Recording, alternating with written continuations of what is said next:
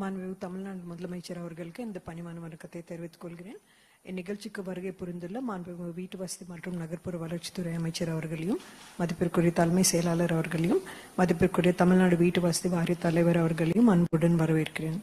தமிழ்நாடு வீட்டு வசதி வாரியத்தின் சார்பில் ரூபாய் 776 கோடி மதிப்பீட்டில் சென்னை மாவட்டம் ஷெனாய் நகர், கே நகர், நெற்குன்றம், செங்கல்பட்டு மாவட்டம் ராஜாக்கோல்பேட்டை ஆகியவற்றில் மொத்தமாக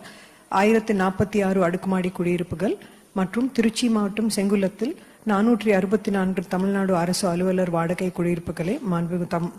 முதலமைச்சர் அவர்களின் திருக்கரங்களால் திறந்து வைக்குமாறு பணிவுடன் கேட்டுக்கொள்கிறேன்.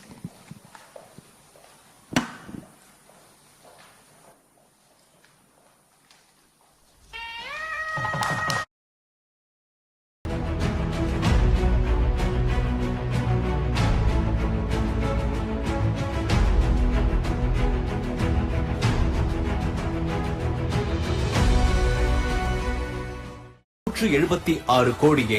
51 லட்சம் மதிப்பீட்டில்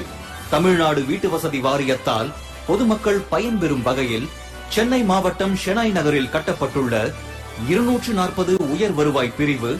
மற்றும் மத்திய வருவாய் பிரிவு அடுக்குமாடி குடியிருப்புகள், கே நகரில் கட்டப்பட்டுள்ள 120 மத்திய வருவாய் பிரிவு அடுக்குமாடி குடியிருப்புகள்,